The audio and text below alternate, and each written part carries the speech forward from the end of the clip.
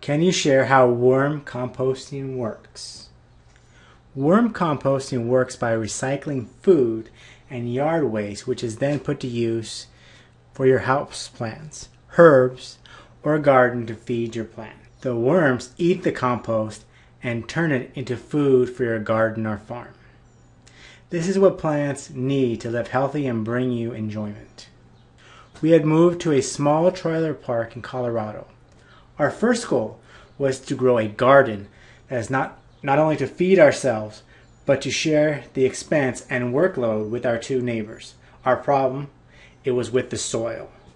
It was hard as a rock, full of weeds as well as gravel. We found no worms in the very small sections of the lawn that we could get the shovel into.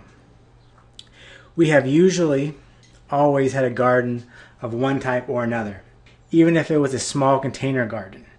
We have also always had hardy small plants in our camper when we travel around. So how to overcome the challenge of our newly acquired garden bed?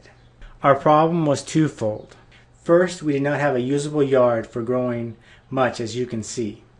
Secondly, there was no place for worms to live to keep in our garden aerated and fertile with worm castings for food for the plant. The great advantage of worm composting is that it can be done indoors and outdoors, which provides for year-round composting. It can provide apartment dwellers with the means of composting. So, to summarize, worm compost is made in a container filled with moistened bedding and redworms. Add your food waste for a period of time, and the worms and microorganisms will eventually convert the entire contents into rich compost. How many worms do you need for worm composting? First off, how much food waste do you have in a week? Weigh your household food waste for 1 week, then provide 1 square foot of surface area per pound. The depth of your container is best if it is between 8 and 12 inches deep. You can purchase plastic containers for worm composting, either in large sizes or a bunch of smaller ones that are stackable depending on the area that you have for composting. We started off with only a couple of pounds of worms for our composting needs. Worms will multiply and grow in numbers. There are several books available for you to decide what you need. There is only 2 people in our family, so that is why we purchased 2 pounds of worms to start. We produce about 1 pound of food waste per day during the week. You may also want to provide damp bedding such as straw or shredded uncolored newspaper, dead leaves from the fall, dead leaves from your plants, etc. Just make sure that it is not contaminated with any toxic substances.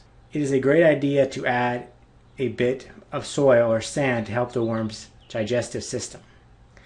Keep the compost moist, but do not drown your worms. Since we are new to this area, we purchased our red wiggler worms through a local gardening supplier. Purchase locally is our motto. It saves time, money, and provides for local abundance. How do you maintain your compost worms in bins?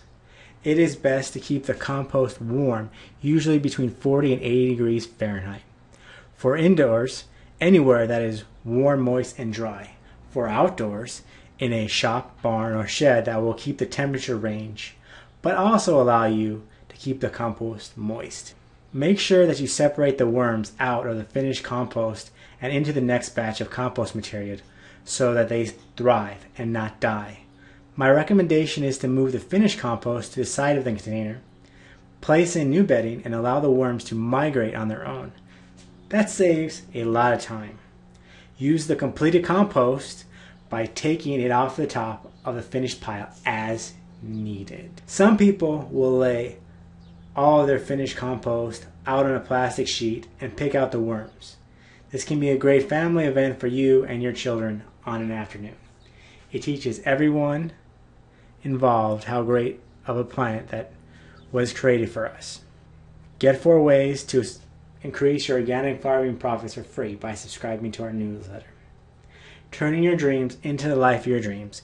Chris Downs, the caretaker, hisfarm.org.